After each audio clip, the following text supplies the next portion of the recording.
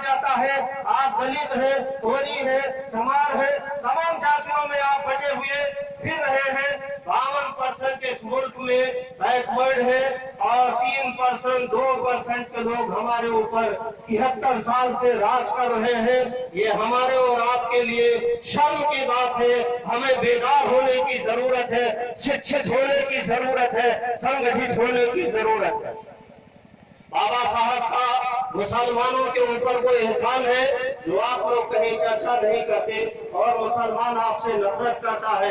ये आपकी सबकी यहाँ बैठे हुए लोगों की जिम्मेदारी थी कि संविधान को पढ़ते, संविधान की प्रस्तावना को पढ़ते, संविधान के मूल ढांचे को पढ़ते, संविधान की आर्टिकल 25 से लेकर के आर्टिकल 30 तक मुसलमानों के और माइनॉरिटीज के स्पेशल प्रिविलेज के लिए बाबा साहब ने संविधान में जगह दी थी कि माइनॉरिटीज को अपनी संस्था चलाने का अधिकार होगा, उनको खुद एडमिनिस्ट्रेशन करने का अधिकार होगा और उसका जो संस्थापक होगा वो मुस्लिम कम्युनिटी का होगा। आप समझिए कि बाबा साहब ने मेरे पे वो और मेरी कम्युनिटी पे जो एहसान किया है वो मैं समझता हूँ कि और कोई नहीं कर सकता था। कहीं ना कहीं हमने बाबा साहब के आदर्शों को पालन करना छोड़ दिया। बाबा साहब की सभ्यताएं हमारे अंदर से आज और कल निकलती जा रही है, फिर हमें वही बाबा साहब को याद करना पड़ेगा। आप में से फिर कोई बाबा साहब को निकलना पड़ेगा, आप में से उनकी इब्तिदा कर करके और उनकी इब्तिदा कर करके फिर बाबा साहब अम्बेडकर बनना पड़ेगा। आर्टिकल 26 मुसलमानों के लिए एक बड़ी जिम्मेदारी के साथ एक बात आपके मन से कह रहा हूं कि बाबा साहब की संविधान सभा में बैठक थी। बहुत सारे वकील हमारे दोस्त यहाँ बैठे हैं, उन्होंने संविधान को पढ़ा है और मेरे साथी सब बैठे हैं जो हमसे ज्यादा समझदार हैं, उन्होंने भी संविधान को पढ़ा है। आर्टिकल 26 संविधान की एक ऐसी कड़ी है जो मुसलमानों को एक हिसाब से उत्थान और प्रोग्रेस के लिए मंबा और मरकज है। आर्टिकल 26 ये कहता है कि माइनॉरिटी इंस्टीट्यूशन को, अल्पसंख्यक संस्थाओं को इनकम टैक्स से हमेशा हमेशा के लिए फ्री रखा जाए। ये बाबा साहब अम्बेडकर ने जब संविधान में इंडेक्ट किया था, तमाम मनुवादी संस्थाओं ने और लोगों ने इस पे एतराज किया था। मौलाना अबुल कलाम जैसे लोग उस आर्टिकल से बोल रहे थे कि ये सिर्फ मुसलमानों के संबंध में है।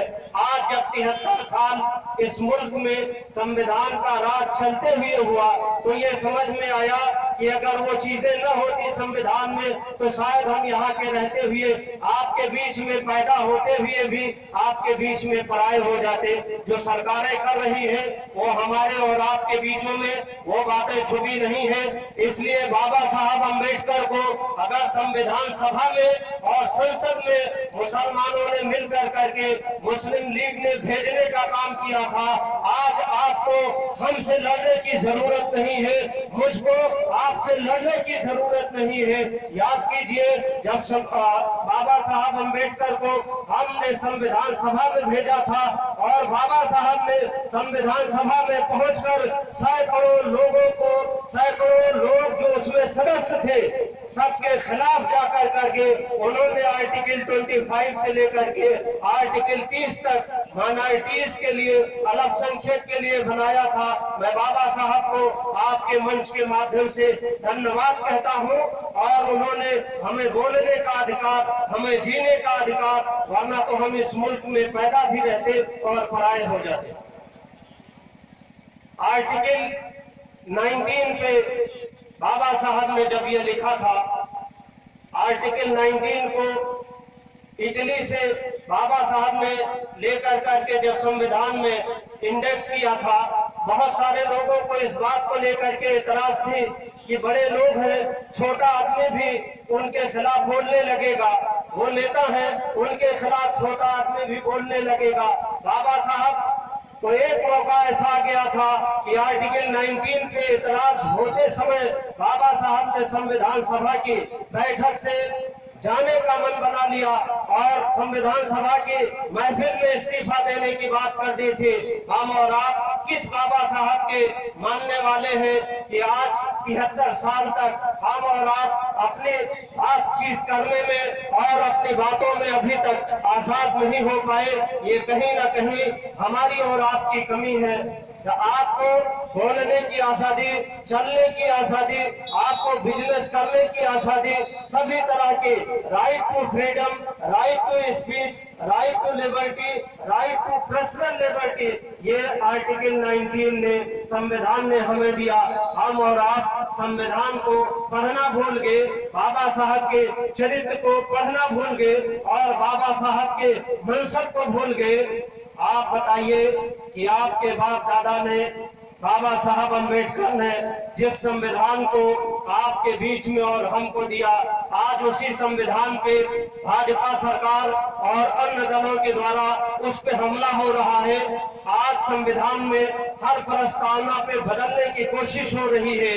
आप ये जानते हैं कि जब दुनिया कोरोना वायरस से पीड़ित होकर करके विश्व में महामारी चल रही थी, ऐसे मौके पे संविधान संशोधन हो रहा था। एनपीआर, एनआरसी और सीएए जैसे कानून में संशोधन हो रहा था।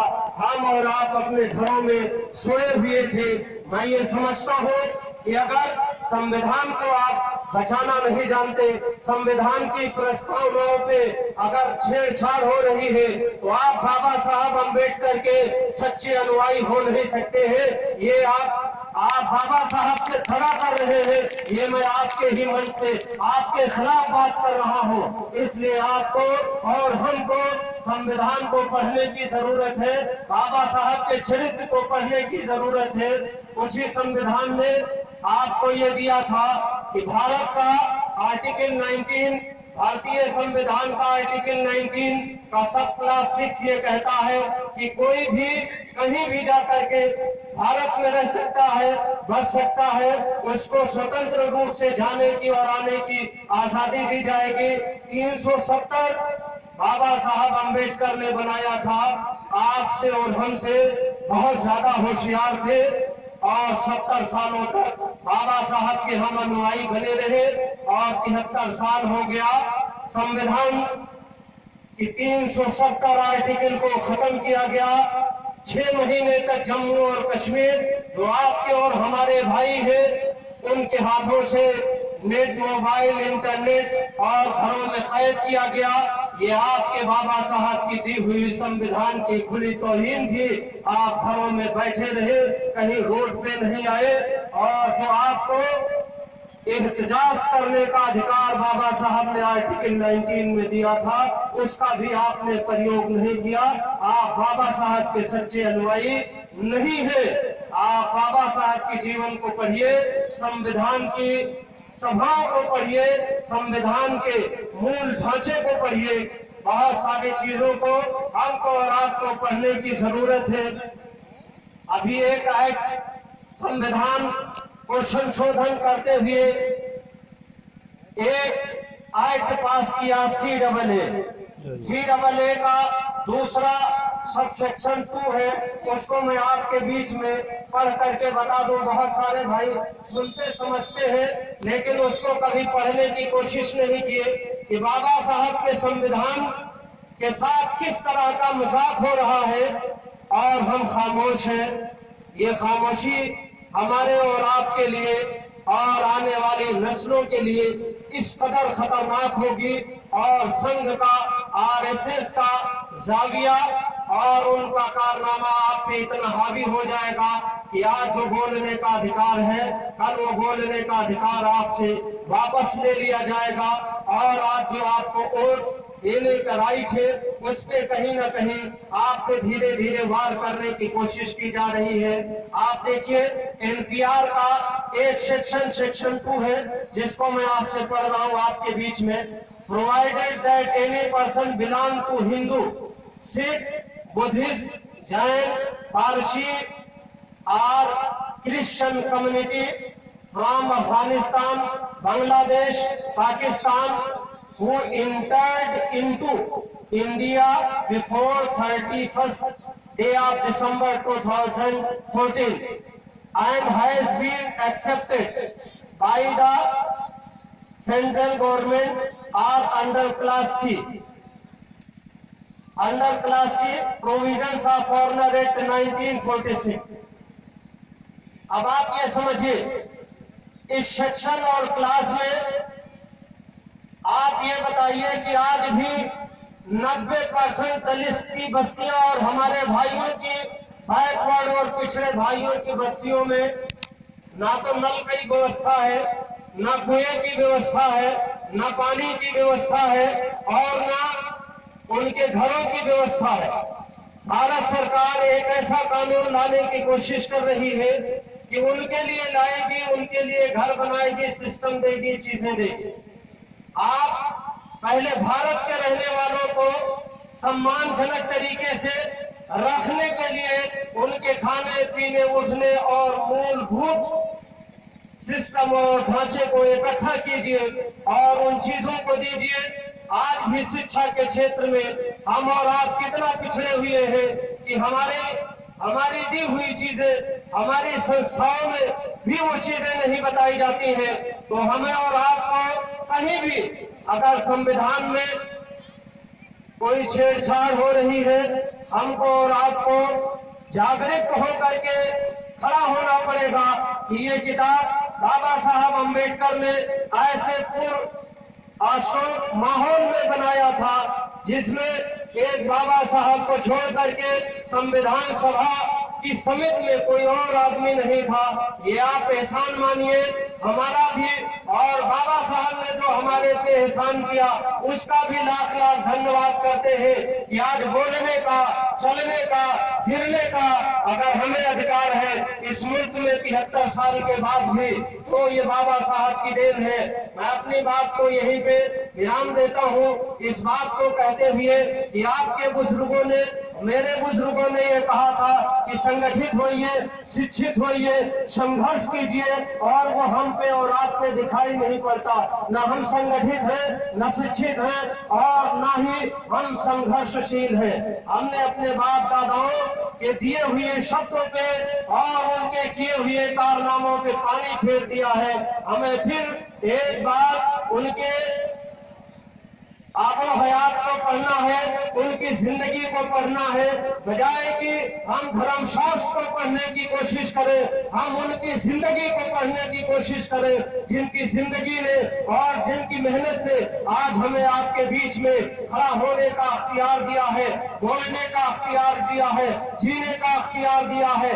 हमें किसी की भीख की जरूरत नहीं है। सरकारें बार बार ये कहती है आपको कि हमने रिजर्वेशन में ये दिया, रिजर्वेशन में वो दिया। अरे सब कुछ आपका लेने के बाद अगर बूटी आपको सुनाई जा रही है, आप उस पर संतुष्ट हो रहे हैं। संविधान आपको दिया, संविधान की सभाएं आपको दी और हम भटक के इधर उधर जा रहे हैं। हमको और आपको मूल रूप से 3 शब्दों पे जो आपके महापुरुषों ने कहा कि शिक्षित होइए, संगठित होइए, संघर्षशील होइए, संघर्ष कीजिए और संविधान की प्रस्तावनाओं को पढ़िए, गांव-गांव घरों में जाकर के संविधान को बांटिए। अगर आप इसको नहीं पढ़ सकते हैं तो आप न धार्मिक हो सकते हैं, न सामाजिक हो सकते हैं, न शिक्षित हो सकते हैं और न शिक्षा का प्रचार हो सकता है। आप और हम एक साए के साथ होकर के संविधान में जो आक्रमण है उस आक्रमण को बचाना पड़ेगा। हम और आप ये समझते हैं कि हम बहुत सुरक्षित हो गए।